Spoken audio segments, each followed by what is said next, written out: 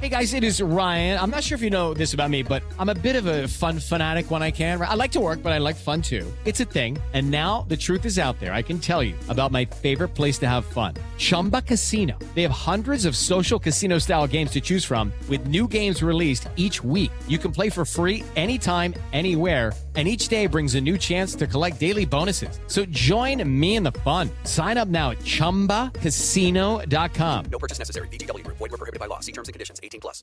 Hey all, welcome back to the Real Life Pharmacology Podcast. I am your host, pharmacist Eric Christensen, and I thank you so much for listening. As always, go check out reallifepharmacology.com. Go check out our free 31-page PDF on the top 200 drugs. A great little resource if you're preparing for, some sort of board exam, or if you just want a refresher, if you've been in clinical practice for a while and want an update on the top 200 drugs and kind of their common clinical quirks and pearls. Definitely go check that out at reallifepharmacology.com. Absolutely free to you, simply for subscribing. All right, so let's get into the drug of the day today, and that is hydrochlorothiazide. So this medication is classified as a thiazide diuretic. If you've spent any time in medicine working with patients, you've likely seen it. I will say it's probably fallen a little more out of favor over time here, but certainly with all the combinations of blood pressure medications, you still see hydrochlorothiazide quite a bit. So by itself, brand name is Microzide, Hydrodiuril. Can't say I see those very often. Most often what you're going to see in clinical practice is HCTZ, an abbreviation, which, ISMP and for risk of medication errors and things like that.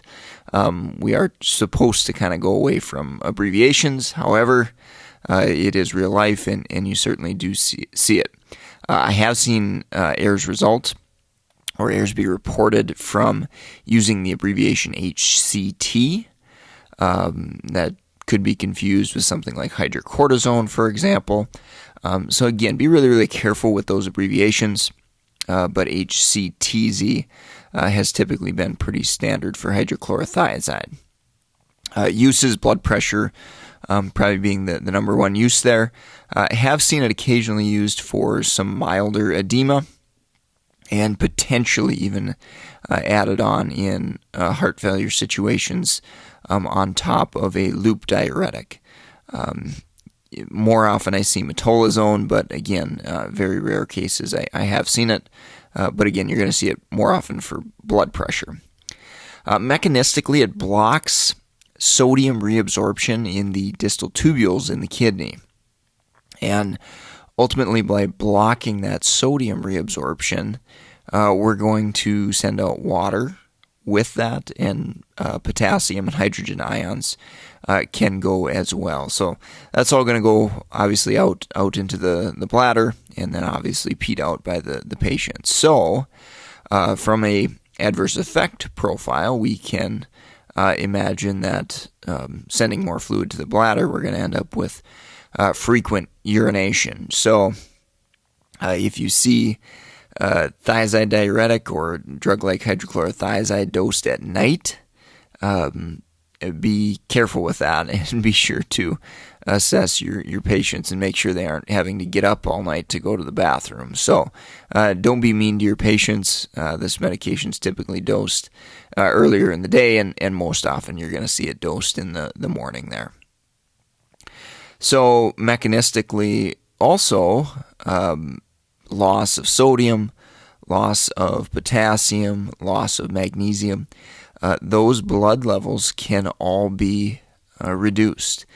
And, how profound that is obviously is going to depend upon the dose you're using, as well as maybe other drugs that the medication's being used with. But it goes to show that it's important to monitor electrolytes with the use of hydrochlorothiazide, and particularly if that risk goes up as we use other medications that lower some of those electrolytes as well.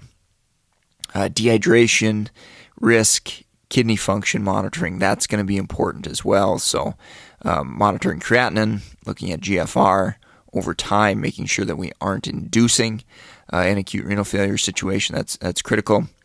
Elevations in uric acid can happen, so keep that in mind in our gout patients for sure. And then interestingly, loop diuretics will expel, so a drug like furosemide will expel calcium with other electrolytes. However, hydrochlorothiazide, the way it works mechanistically, will actually help the body retain calcium. So hypercalcemia can be a potential issue with hydrochlorothiazide. Now, I will say I haven't seen it, particularly at lower dosages of hydrochlorothiazide and dosages that are most often used in blood pressure management. But there are certain situations where we may be at a little higher risk for hypercalcemia, and I'll talk about that in drug interactions. Hydrochlorothiazide does contain a sulfa group.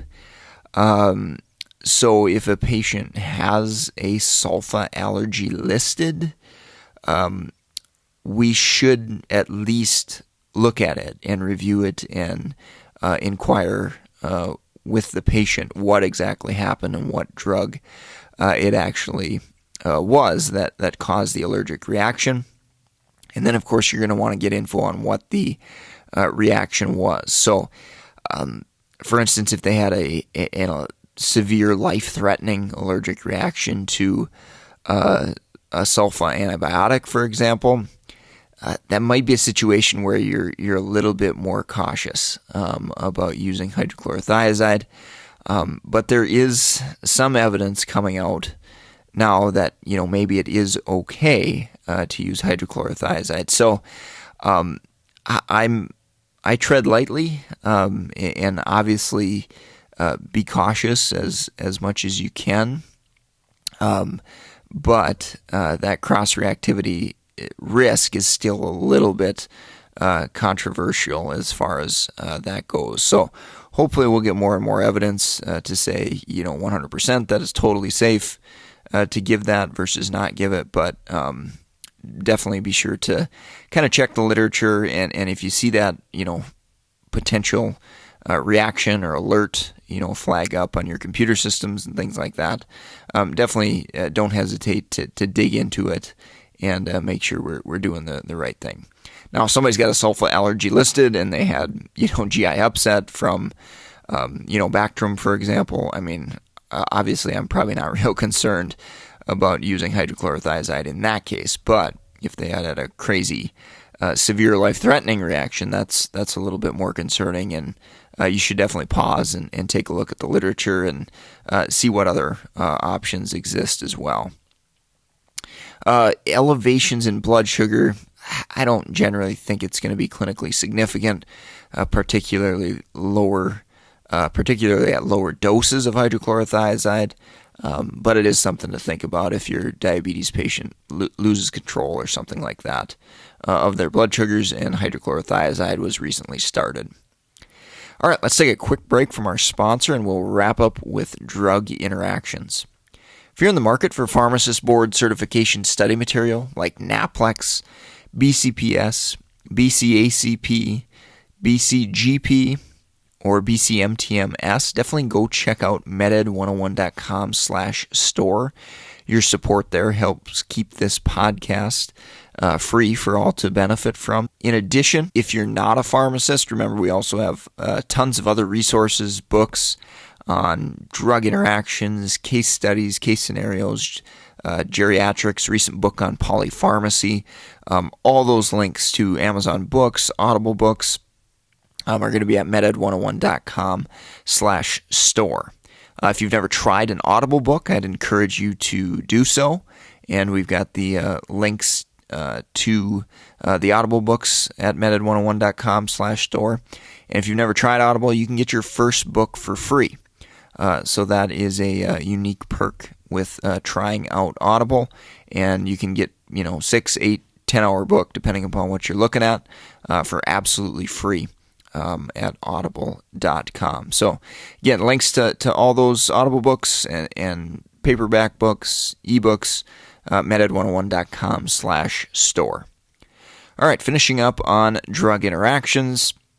Hydrochlorothiazide can lower blood pressure, so any medication that can reduce blood pressure could have additive effects. So you're thinking of all your standard blood pressure medications, but in addition, there are some that maybe we don't think about quite as much. Your PDE5 inhibitors for erectile dysfunction, your Sinemet, your SGLT2 medications for diabetes, for example.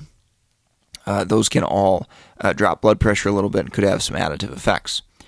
Lithium. So lithium concentrations can increase on account of use of thiazide diuretics. So be really, really careful there. We're probably going to recommend alternative blood pressure therapy versus using hydrochlorothiazide. If hydrochlorothiazide is deemed absolutely necessary, we got to recognize that we're probably going to have to reduce the lithium dose and monitor levels there.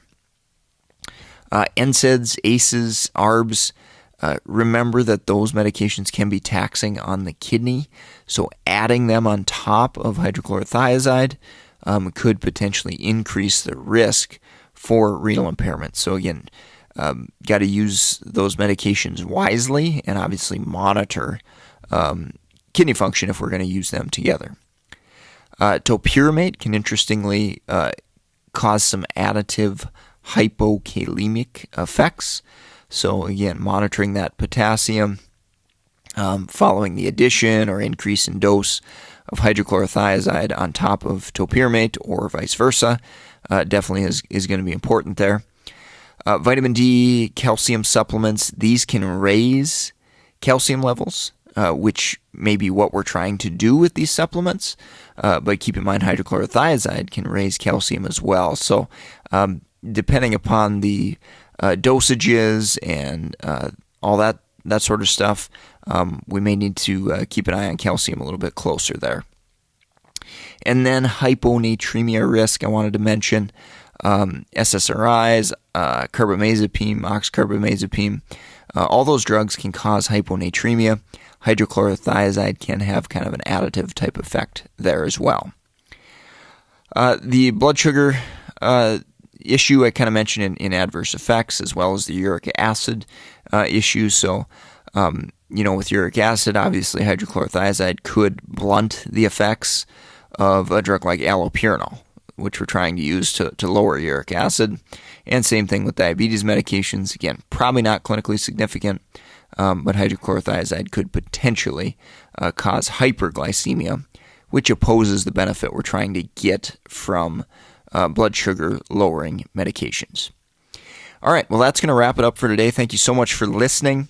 Share us with your friends, colleagues. If you have students with you on rotation, definitely help grow our audience and share the Real Life Pharmacology podcast. Leave a rating, review on iTunes or wherever you're listening. That's greatly appreciated to those of you who have already done that. And of course, if you want to reach out to me, mededucation101@gmail.com, or you can track me down on LinkedIn. I'm going to sign off for today. I thank you so much for listening, and I hope you have a great rest of your day. Hello, it is Ryan, and I was on a flight the other day playing one of my favorite social spin slot games on ChumbaCasino.com. I looked over at the person sitting next to me, and you know what they were doing? They were also playing Chumba Casino. Coincidence? I think not. Everybody's loving having fun with it. Chumba Casino is home to hundreds of casino-style games that you can play for free anytime, anywhere, even at 30,000 feet. So sign up now at ChumbaCasino.com to claim your free welcome bonus. That's ChumbaCasino.com and live the Chumba life. No purchase necessary. VGW. Void where prohibited by law. See terms and conditions. 18+.